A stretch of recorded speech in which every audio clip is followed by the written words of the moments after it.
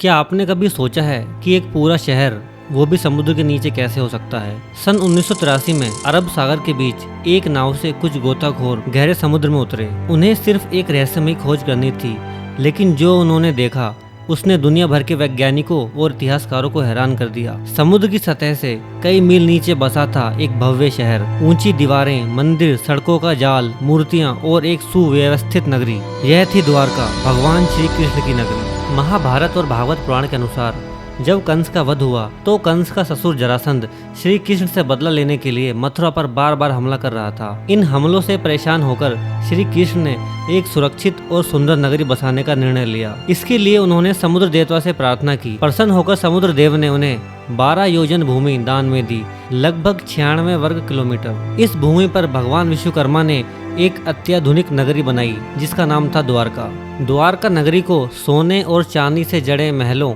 सुंदर बगीचों और झीलों से सजाया गया था। कहा जाता है कि उसकी वास्तुकला इतनी उन्नत थी कि आज के मॉडर्न शहर भी उसके सामने फीके लगते हैं।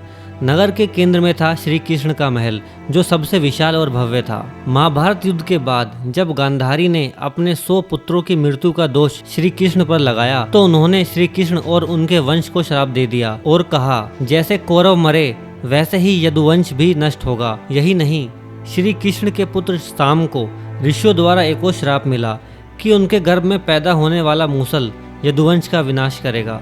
समय के साथ श्री कृष्ण के यदुवंशी लोग आपस में लड़ते झगड़ते रहे। बलराम जी ने समाधि ले ली और अंत में श्री कृष्ण भी एक शिकारी के तीर से वीरगति को प्राप्त हुए। श्री कृष्ण के देह त्याग के बाद जैसे ही अर्जुन शेष यादव स्त्रियों और बच्चों को लेकर द्वारका से निकले, समुद्र की विशाल लहरें उठी और पूरे शहर को निगल लिया। एक पूरा महानगर एक ही दिन में समुद्र में समा गया। लोगों को लंबे समय तक लगता रहा कि द्वारका सिर्फ एक पौराणिक कथा है, लेकिन 1979 में पुरातत्वविद डॉक्टर SR राव ने समुद्र के नीचे खुदाई शुरू की और वहां पर उन्हें जो मिला उसने इतिहास की सोच बदल दी। वहां पे जो चीजें मिली उनमें 560 मीटर लंबी दीवारें, 30 से ज्यादा पत्थर के खंभे, प्राचीन बर्तन, ईंटें और संरचनाएं, 9000 साल पुराने अवशेष जिसको कार्बन डेटिंग द्वारा प्रमाणित किया गया। इन खोजों ने यह सिद्ध कर दिया कि द्वारका एक वास्तविक शहर था, कोई कल्पना नहीं। आज गुजरात के जामनगर जिले में स्थित द्वारका शहर को 4 धामों में से एक माना जाता है। यहाँ लाखों श्रद्धालु आते हैं द्वारकाधीश मंदिर में दर्शन करने, लेकिन गहराइयों में बसी वो डूबी हुई नगरी अब भी रहस्य बनी हुई है। दोस्तों, मन में एक सवाल आता है, क्या आपको लगता है कि द्वारका जैसी और भी प्राचीन सभ्यताएं समुद्र की गहराइयों में दबी पड़ी हैं? क्या विज्ञान और पौराणिकता साथ साथ चल सकते हैं? कमेंट में जरूर बताएं। वीडियो अच्छा लगा हो तो लाइक करें, शेयर करें और ऐसे ही अनसुने रहस्यों को जानने के लिए चैनल को सब्सक्राइब करें।